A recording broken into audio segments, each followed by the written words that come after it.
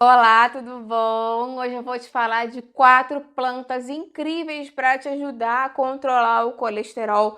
São plantas que são fáceis de encontrar, inclusive você já deve até ter algumas delas aí na sua casa, que tem ingredientes naturais que ajudam cientificamente comprovado a controlar o colesterol. Você vai amar. Eu vou te, inclusive, dar ideias de como acrescentar no dia a dia. Fica até o final, que você não vai querer perder. Antes de começar, eu quero te perguntar se você se preocupa com o seu colesterol. Você já teve colesterol alto? Foi o colesterol total, o LDL, o HDL? Você fez assim algum tipo de pesquisa sobre triglicerídeos, outros tipos de gorduras do sangue? Me conta aqui embaixo nos comentários como isso tá. E por que você se preocupa? Eu vou adorar ver o seu comentário. Muitas pessoas se preocupam com colesterol alto, e claro que é importante a gente saber o valor total de colesterol e controlar, mas o LDL, o colesterol ruim, e ele é o mais importante da gente acompanhar nos exames. Essa é uma dica muito importante que eu sempre dou para vocês.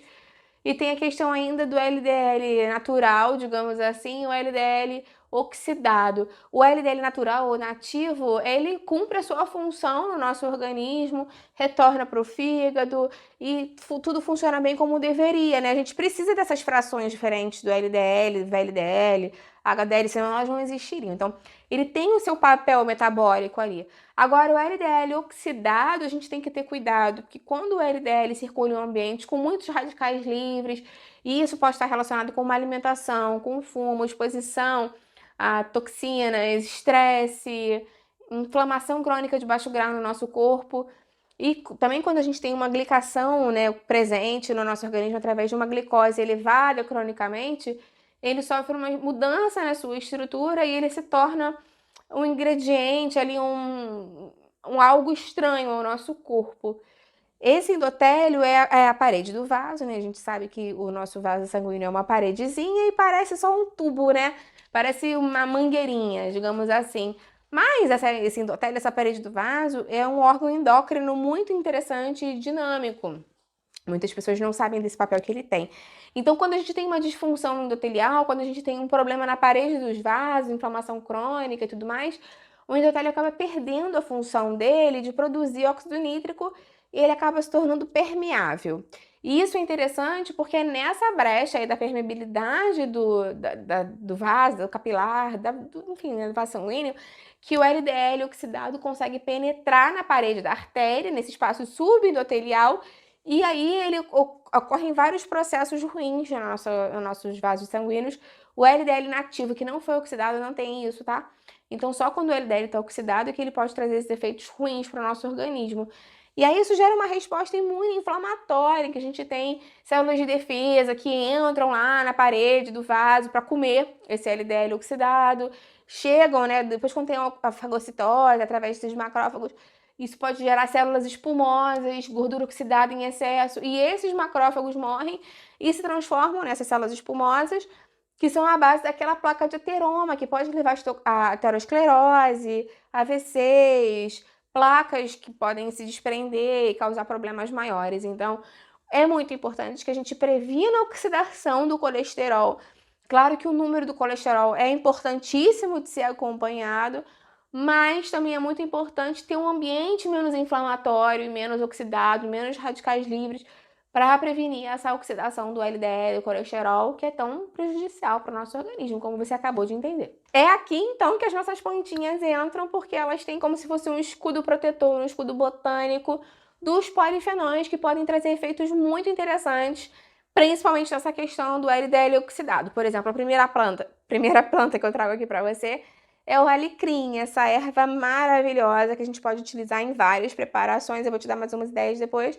Mas o alecrim, ele não é só tempero maravilhoso, aroma, sabor. Ele é uma potência, porque ele tem ácido rosmarínico e ácido carnósico. Então, ele ajuda na proteção contra a oxidação do LDL. O ácido carnósico é um antioxidante lipofílico que se incorpora às partículas do LDL.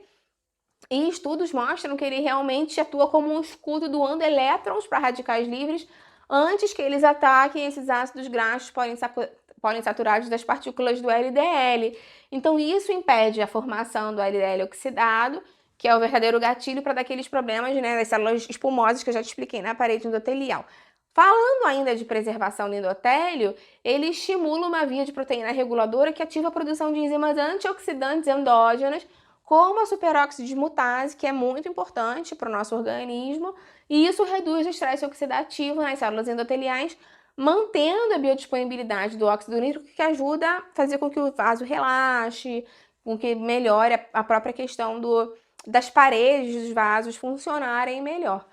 Então, a gente pode utilizar o alecrim de várias formas diferentes. O alecrim é muito palatável, ele é muito gostoso, ele tempera muito bem. Claro que a gente pode utilizar o chá de uma forma mais simples, e normalmente a gente utiliza da folha fresca uma colher de sopa, da folha seca uma concentração menor, uma colher de chá normalmente.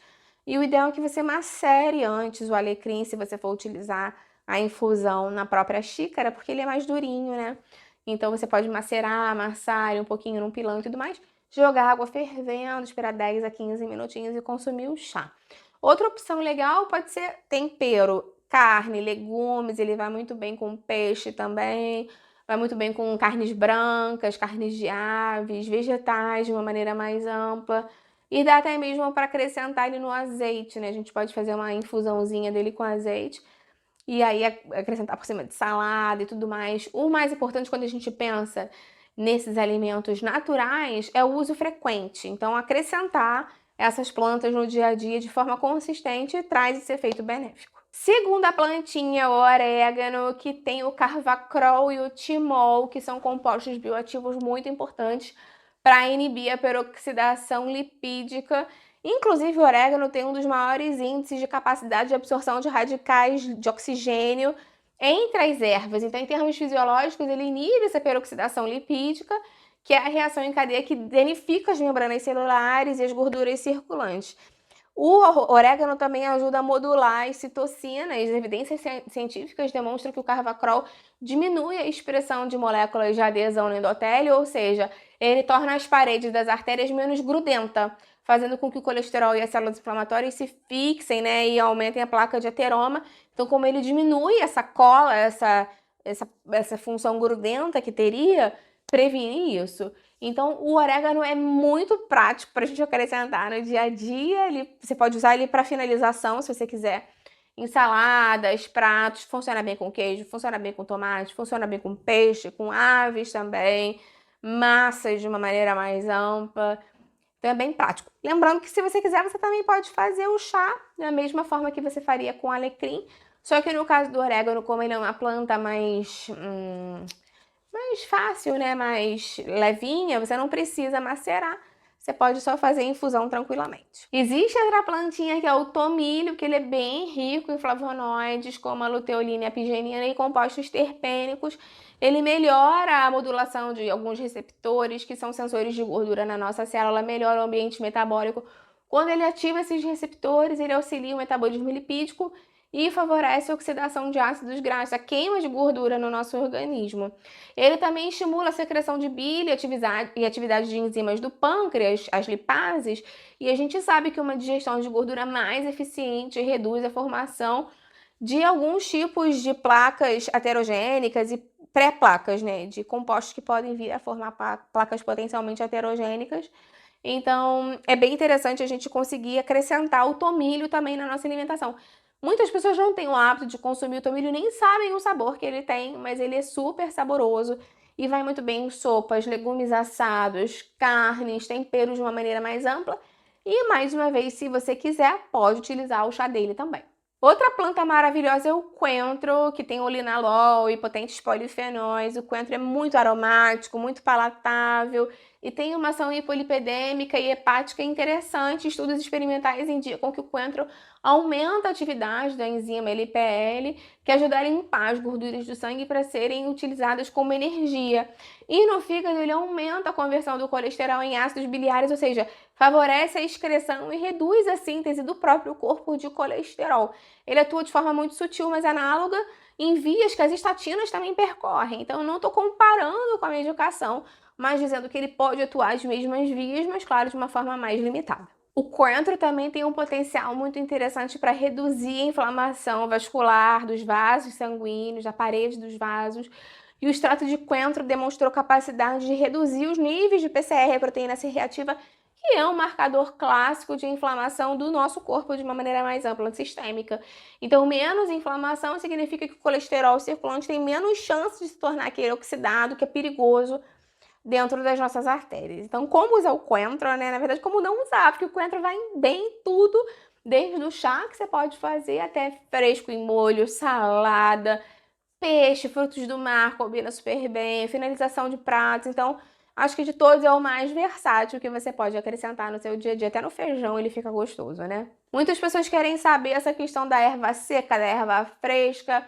A erva seca tem maior concentração dos ativos por grama, porque elas são ressecadas, né, desidratadas, perderam água.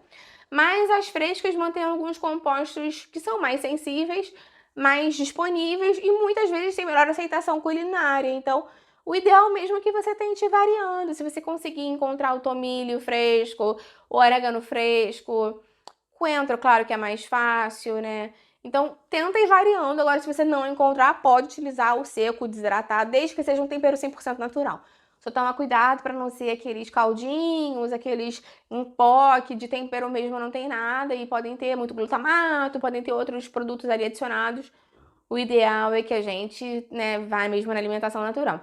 Também vale a pena ressaltar que essas ervas, essas plantinhas vão te ajudar, mas não vão fazer milagre se você também não se ajudar. Então é muito importante diminuir o açúcar, a farinha refinada, os ultraprocessados, porque eles aumentam a inflamação crônica de baixo grau, podem aumentar o colesterol, então, e podem aumentar também a oxidação do colesterol, que é prejudicial, né? Como você já entendeu. Então, o ideal é que a gente mantenha atividade física regular, durma bem, evite bebida alcoólica, fumo, que é péssimo para nossa saúde.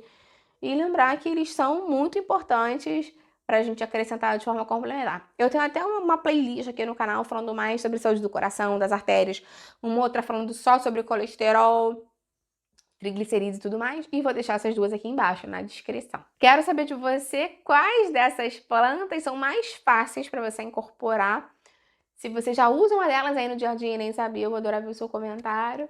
Lembra de já ir deixando sua curtida no vídeo, isso me ajuda muito. E compartilha com quem vai gostar e com quem precisa, né? Muitas pessoas precisam. Vamos ampliar nossa corrente do bem. É isso que eu quero aqui com o canal. Até a próxima. Tchau, tchau.